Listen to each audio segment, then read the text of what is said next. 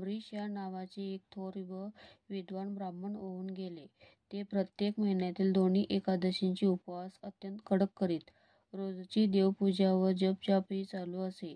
दुसऱ्या दिवशी पारायणे होत असे. पारायणे म्हणजे मध्यान्हकाळानंतर उपवास सोडणे. एकादशीच्या व्रताने त्यांच्या मनाला शांती वाटे. एकदा दुर्वास ऋषी द्वादशीला भर दुपारी अमरीश यांच्या घरी आले. त्यांच्या पत्नीने त्यांचे स्वागत केले. दुपारच्या वेळी घरी आलेल्या अतिथीला जेवायला घातल्याशिवाय परत पाठवू नये ही आर्य संस्कृती आहे. आजही ती काही घरातून आढळते. अमरीश यांनी त्या ऋषींना जेवायला येण्याची विनंती केली. दुर्वास ऋषींनी ती मान्य केली.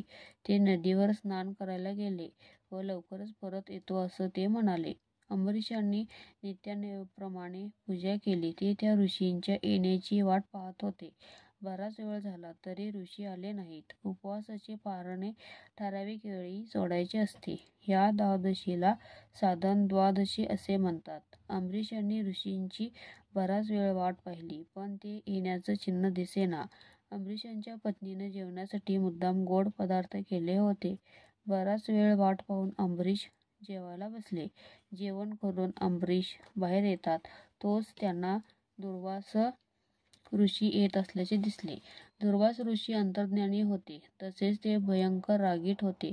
त्यांनी अमरीशांचं जेवण झाल्याचं ओळखलं. ते मनातून खूप रागावले व म्हणाले, घरी आलेल्या अतिथीला जेवायला वाढल्याशिवाय तुम्ही जेवलात कसे?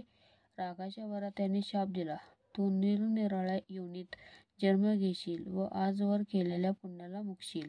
अमरीश मनातून घाबरले व त्यांनी श्री विष्णूंची प्रार्थना केली. विष्णूंची अमरीशांवर अपार माया होती. ते तात्काळ अमरीशांच्या आश्रमात आले. दुर्वास ऋषींना त्यांनी दटावले. माझ्या भक्ताला तुम्ही उगाच शाप दिला आहे. तो अति पुण्यवान आहे. माझा एकनिष्ठ भक्त आहे. तुम्ही दिलेला शाप मागे घ्यावा ही माझी अपेक्षा आहे. दुर्वास ऋषींनी रागाच्या मनस्थितीत ते मानलं नाही. दुर्वास ऋषींची श्रेष्ठताही श्री विष्णू जाणत होते. ते म्हणाले, तुम्ही हवा तर मला शाप द्या. अमरीशाला या शापातून सोडवा. माझ्या भक्ताच्या कल्याणासाठी हे मी सांगतोय.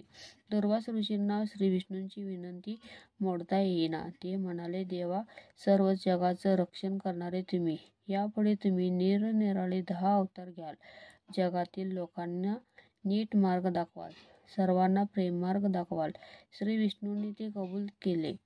पुढे श्री विष्णुदेवांनी मत्स्य, कूर्म, वराह, नरहरी, वामन, परशुराम असे निरनिराळे 10 अवतार घेतले. त्या त्या काळात बदलत्या परिस्थितीत अनेकांना उत्तम मार्ग दाखविले.